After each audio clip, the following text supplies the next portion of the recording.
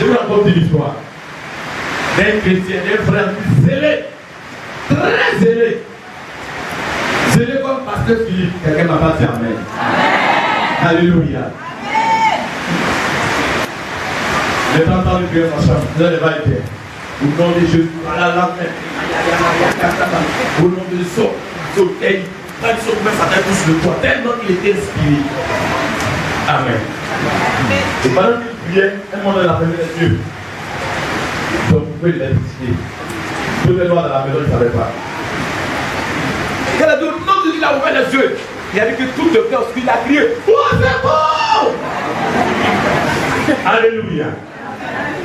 Ah, le problème du frère, c'est qu'il avait peur de l'obscurité. Quelqu'un qui est en train de prier, qui est en train de chasser les démons, qui est scellé, qui est inspiré. Dès qu'il ouvre les yeux, c'est la mobilité. Il est tellement effrayé, il a crié fort au secours.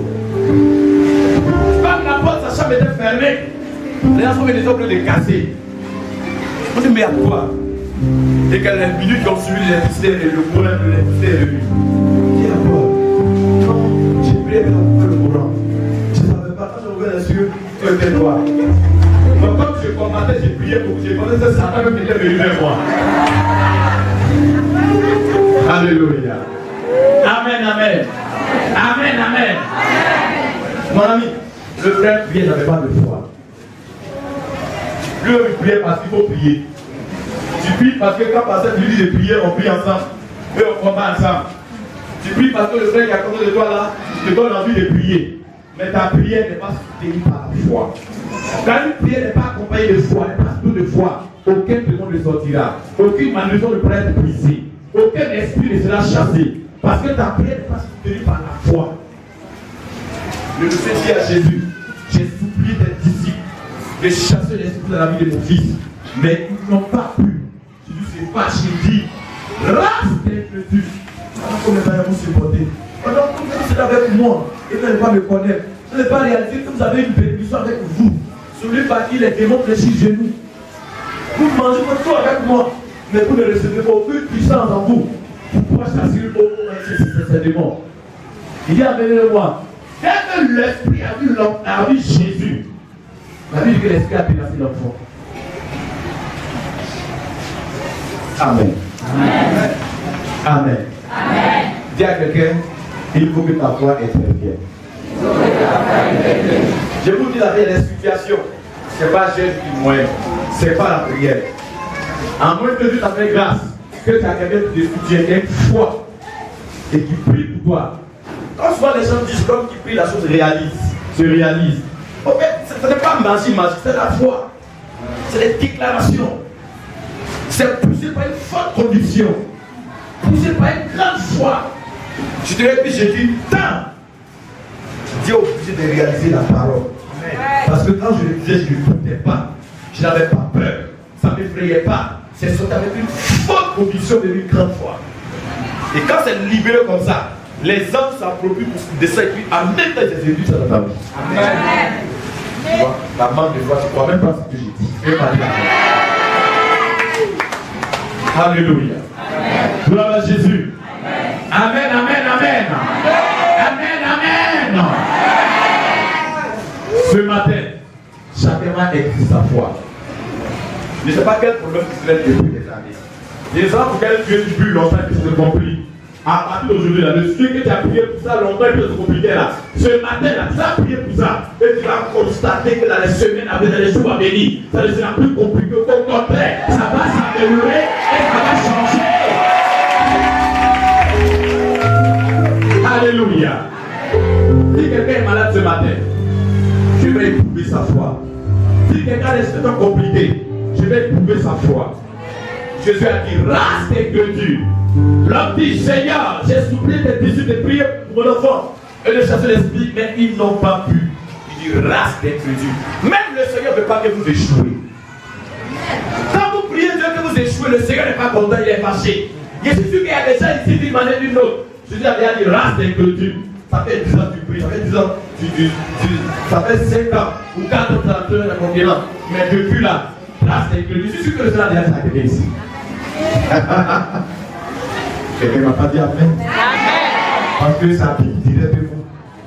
Et c'est la vérité. Ce que je dis à dire ça, c'est propre d'ici. C'est pas toi qui ne pas dire ça. Il va te dire ça bien. Et puis il le dit par la bouche. Il t'a déjà dit race d'incrédule. Depuis quand je l'ai vu, combien de temps j'ai pu supporter encore. Tu viens faire des belles prédications. Tu vois même Dieu descendre, tu me vois descendre. Mais tu n'as pas de foi pour que ma main puisse opérer en toi. Race d'incrédule. Amen. J'ai un Dieu qui est vivant. Et un Dieu qui est puissant. On ne peut pas le comparer aux dieux qui sont sur la terre. Amen. Il est au-dessus de tous les dieux. Il est capable de tout faire. Amen. Amen. Amen. Si Dieu existe, on va sur ma philosophie. Si Dieu existe, il est réel. Il est vivant. Et que si moi je le prie, c'est qu'il est capable d'agir dans la vie de cherche ma situation. Alors moi je me pose la question. On dit Jésus revient. Quoi on dit? La Bible dit Jésus revient. J'ai commencé à travailler sur moi-même. Vous savez, quand vous allez loin avec Dieu, est-ce qu'on peut t'asseoir pour travailler sur toi-même souvent? J'ai dit, mais la Bible dit que Jésus revient. Depuis là, Jésus ne revient pas. Qu'est-ce qui se passe? Le diable me fait douter du retour de Jésus. Et j'ai commencé à lire la Bible. Ils ont prophétisé la naissance de Jésus depuis longtemps. Moïse m'a prophétisé l'arrivée de Jésus. Il dit que Dieu vous a amené un prophète plus grand que moi. Et vous pouvez obéir à lui. Obéissez le témoin ici. Il y a un prophète du nom d'Ésaïe. Ésaïe du moins. Qui a prophétisé même en détail de la vie de Jésus. Et cela s'est accompli des siècles après. Ça, c'est le vrai prophète. Il donne des détails. Il vient d'avance de là où il naîtra. Et il parle de la Vierge. Il naîtra d'une Vierge. Oh Maya Kappa. Voici l'un de la vérité. L'une des vérités que la Bible est vraie. Avant même que je ne le des siècles en arrière, un prophète de l'Ésaïe, et qu'il est là et puis prophétise. Il dit, il viendra d'une Vierge. Il sera temps. Il sera Père éternel. Dieu tout-puissant. La domination de sur le pôle. Après, il prophétise. Il dit, on va le tuer. On n'a pas, ils ne vont pas le reconnaître. Dans Isaïe 53 et 52, je ne sais pas. Amen. C'est combien? 53. Où il parlait de la mort, il détaillait la mort de Jésus. Et il a même parlé de la tombe où on allait le mettre. C'était la tombe des riches. Il a détaillé ça. Isaïe 53. Voici l'une des véracités que Jésus est Dieu. Que Jésus est Seigneur. Quand j'ai commencé à lire un peu, il a commencé à travailler sur moi. Et ça commence à me venir à l'esprit. Ils ont prophétisé que Jésus allait naître. Il est né vraiment. Un Messie nous naîtra. Tant. Ils ont prophétisé qu'il allait mourir. Il est vraiment mort. Ils ont prophétisé que le troisième jour, il sera ressuscité. Il est vraiment ressuscité. Maintenant, quand il est ressuscité, il a dit, moi je m'en vais. Mais le Saint-Esprit viendra sur vous. Et vous serez mes témoins. Et la Bible dit qu'elle a disparu dans une chambre, dans la chambre haute. Et le 11e jour, quand Jésus est parti, le 11e jour, pour bien compter le 11e jour, le Saint-Esprit est venu sur eux. Et la Bible dit qu'ils ont commencé à parler des nouvelles langues. Amen. Quand j'ai fait toutes ces analyses, je sais que Dieu existe, que la Bible est la vérité. Je ne parle pas la foi, c'est la gloire. C'est que tu crées que ça. Tu crées quelque chose. C'est que tu crées quelque chose. C'est la vie. C'est la douce parole. C'est la foi. Parce qu'il est capable de réaliser dans ma vie. Alléluia. J'ai commencé à travailler sur moi-même pour faire grandir ma foi par la parole de Dieu. J'ai fait mes propres recherches et je me suis rendu compte que la Bible était vraie et que Dieu existe vraiment. Et que quand il dit parole, il a les moyens et la capacité de l'accomplir. Je ne sais pas sur quoi, qu'est-ce que Dieu a dit. Dieu a dit que tu vas enfanter. Peut-être que tu es stérile. Dieu t'a déjà dans la bouche, quand te dit que tu vas enfanter. Tout ce que tu peux faire, c'est de toujours rester tranquille et proclamer ta foi. Quand tu marches comme ça, le ventre gros. On dit, mais tu as fait des marches. Oui. Mais pourquoi tu marches? Non, je suis enceinte. Tu es enceinte. Où est la grossesse? Tu l'as dit, la grossesse est là. Amen. La foi, c'est une chose. Alléluia. La foi, c'est une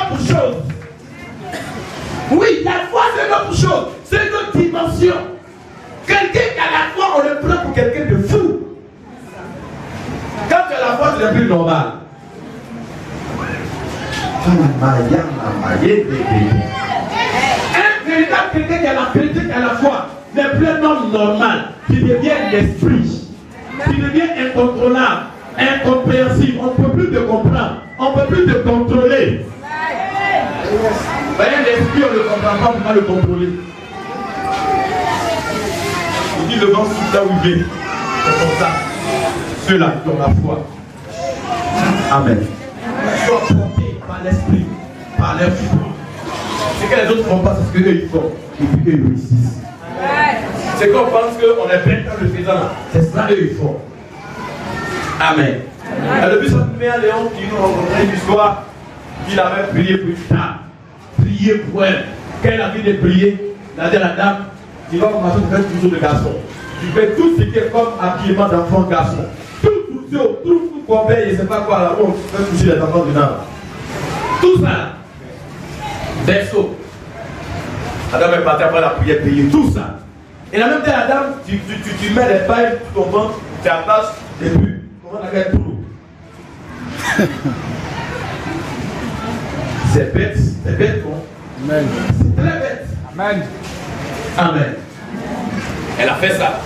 Son ventre était bleu. Elle va tout voir. Quand tout le monde a rencontré, oh! Tu as vu quand tu es enceinte? Depuis longtemps, depuis à toucher même. Et même pas mon douceau de l'enfant. Alléluia. Ah! Tu as vu quand tu es enceinte? Ah, toi aussi. Depuis là, tu ne voyais pas ça. Ah, toucher bientôt, même douceau de l'enfant là. Elle arrive au marché. Avec chaque femme à sa cliente, on y va même là. C'est pas quoi ses clients, on veut voir au marché. Amen, c'est vendeur ou c'est vendeuse. Elle arrive ici. Oh! Copine, c'est quoi? Depuis quand tu es enceinte? Hier on t'a vu là. Ah! Hier tu m'as pas vu ça? Elle dit non, mais je suis enceinte. Et puis beaucoup riaient. Beaucoup riaient. Alléluia. Beaucoup riaient, beaucoup se moquaient. Gloire à Jésus.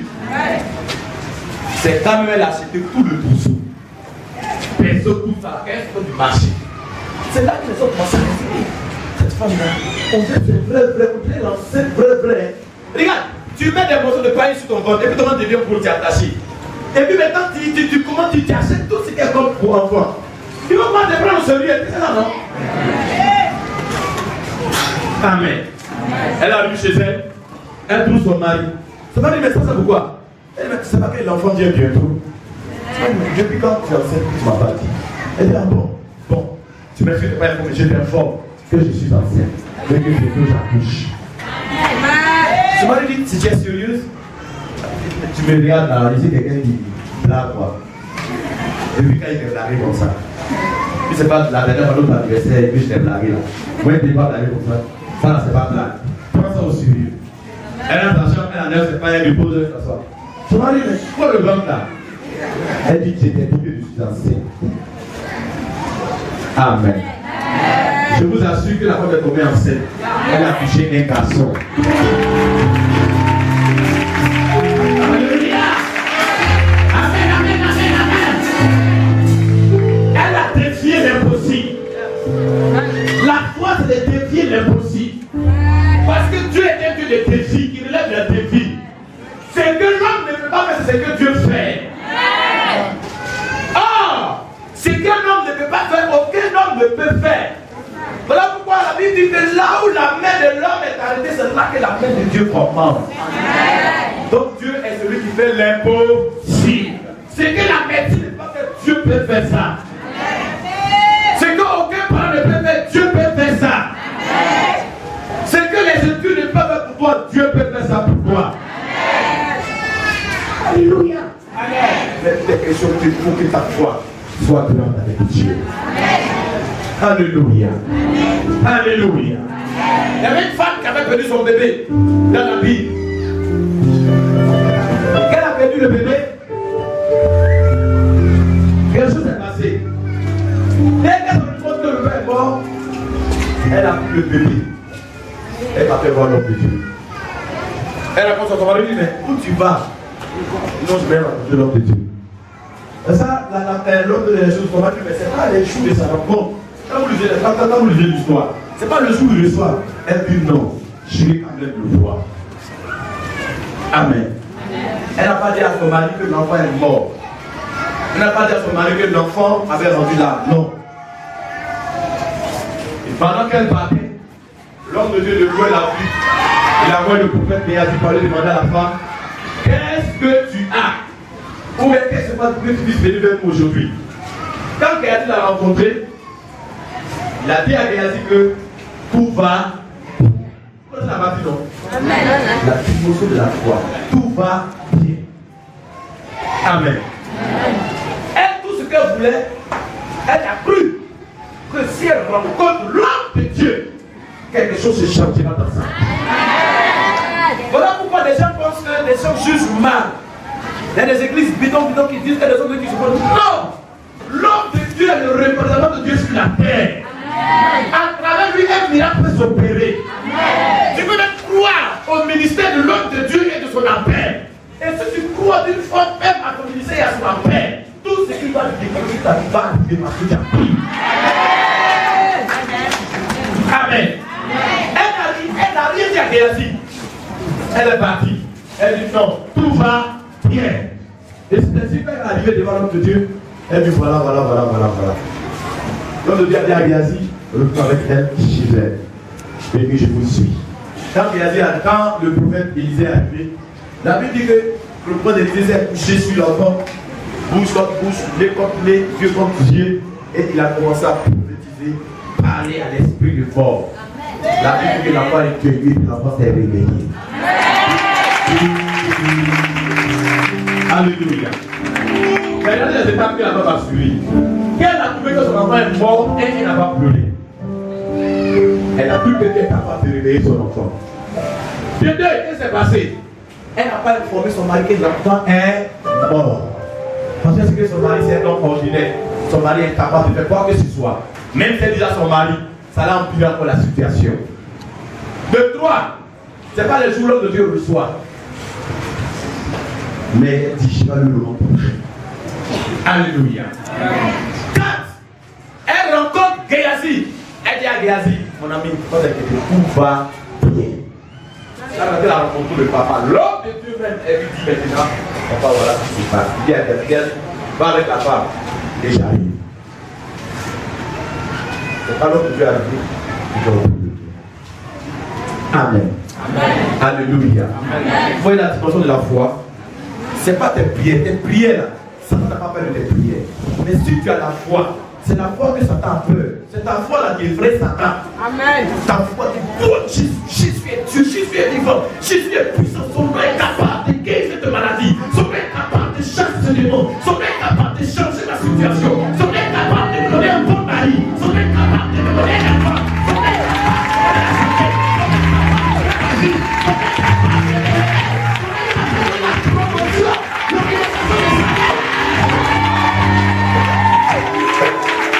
Alléluia. Et quand vous croyez comme ça et que vous priez, Satan voit ça, il commence à dégager. Quand Satan entend votre nom, il attend que tel arrive, ça commence à trembler. Amen. Amen. J'étais allé une année voir une grande du côté Parpénel, un gagnant là-bas.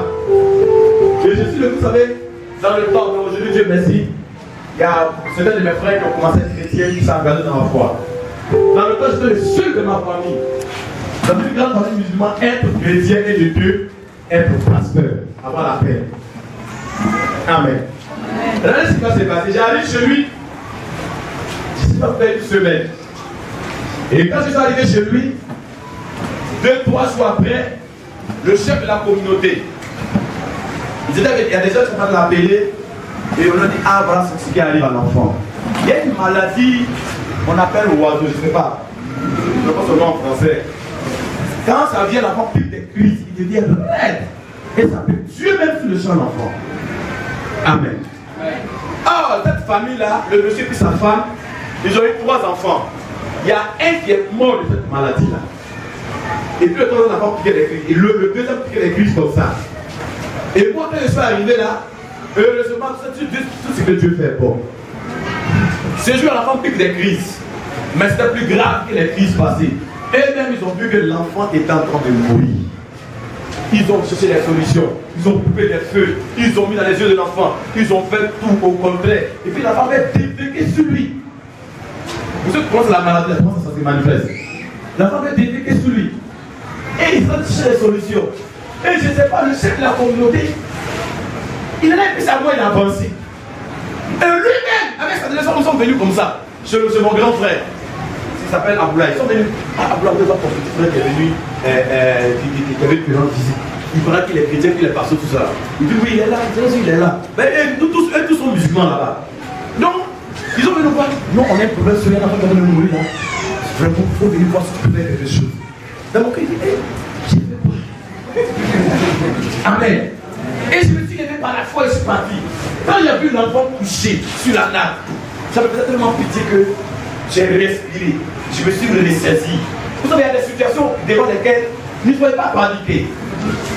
Si vous commencez à paniquer, la foi disparaît. Je me suis respiré. Je me suis calmé. Et j'ai regardé l'enfant. Et j'ai dit aux parents, je vais prier pour l'enfant. Ça bouge n'était pas été sur moi. J'ai posé mes mains sur le ventre de l'enfant. J'ai poussé ce cri. J'ai dit au nom de je lâche. L'enfant s'est effrayé comme ça. Et puis l'enfant s'est retourné sur le champ. Alléluia. Amen. Mais ce n'est pas encore fini. Vous voyez, ça a imposé le respect de ce jeune pasteur chrétien. Le tout nouveau dans la famille. Les vieilles années. Et puis il dit à l'âme, ça y est, c'est fini maintenant. C'est fini, puis touche l'enfant. L'enfant est pleuré, l'enfant est normal. Et puis l'enfant s'est levé, s'assis. Elle est une petite fille. Elle a vu la seconde.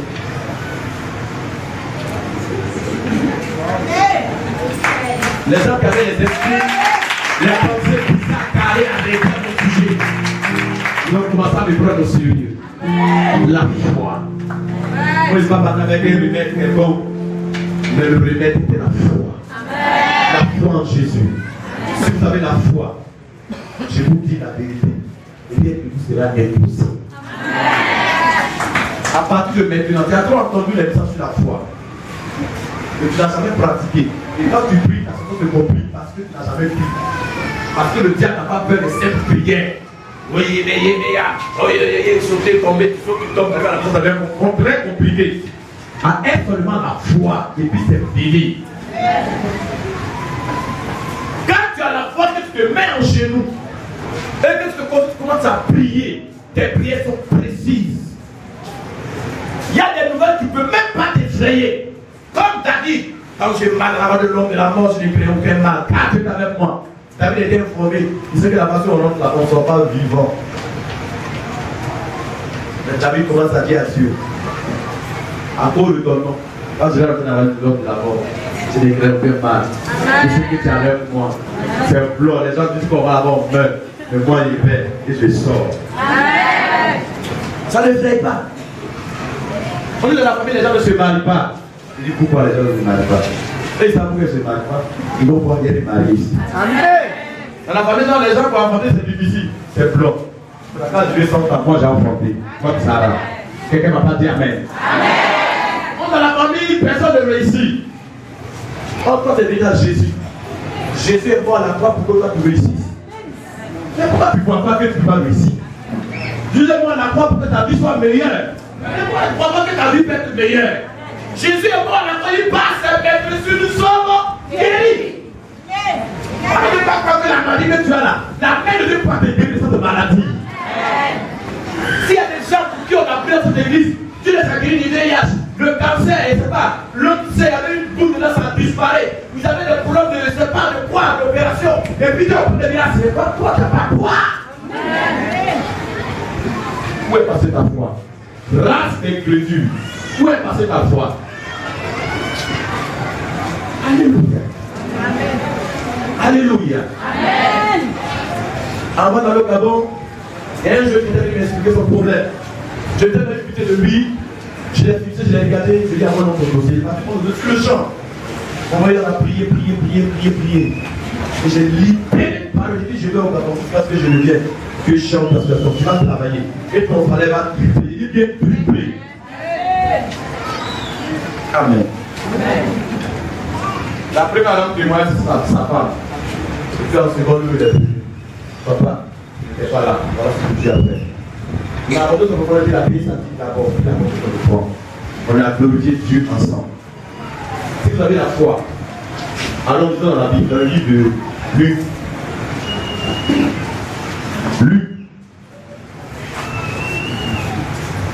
Luc 17, verset 5 à 6. Luc 17, verset 5. 17, 5 à 6. Les apôtres dirent au Seigneur, augmente-nous la foi. C'est ça. Et le Seigneur dit, écoutez-moi bien. si vous aviez de la foi comme un grain de sénévé, Il dit, si vous avez la foi, le grain de sénévé, c'est comme un grain de sable, petit comme ça. vous direz à ce sycomore, déracine-toi, Tu diras, tu déclareras, tu ordonneras, tu diras à ce sycomore, déracine-toi et plante-toi dans la mer, et plante-toi dans la mer, et il vous obéirait. et il vous obéit. Regardez la révélation que j'avais sortie. Il dit, il vous quoi? Il vous quoi? Tu veux que le diable puisse obéir à tes exigences? Tu veux que le diable quitte tes territoires de bénédiction? Tu veux que Satan libère la vie de ta famille? Libère ton argent? Libère ton foyer? Il faut avoir la foi, il va obéir. Il dit quoi? Le sycomore. Vous direz à ce sycomore, déracine-toi Et plante-toi dans la mer, plante-toi dans la mer. et il vous obéirait. Et il vous quoi? Il vous quoi? Dans cette version, il est écrit une montagne. Vous direz à cette montagne, déplace-toi et elle se déplacera. Or, le symbole de la montagne est l'image de Satan. L'image des problèmes. La montagne a été toujours qualifiée comme des problèmes. Une montagne, même pour monter une montagne, c'est difficile de monter. Donc l'image d'une montagne, c'est le problème. L'image d'une montagne, c'est le diable. Il dit, tu diras, déplace-toi et jette-toi dans la mer et il vous obéira. Il dit, si vous avez la foi, en condition que tu aies la foi, en condition, si, ça veut dire condition, en condition que tu as la foi. Et si vous avez la foi, vous direz à cette montagne, déplace-toi et jette-toi dans la mer et il vous obéira. Il n'y a que votre foi qui va amener Satan à dégager de là où vous voulez aller. Il n'y a que votre foi qui peut effrayer le diable et il va plier ses bagages et partir pour de bon et à jamais. Amen.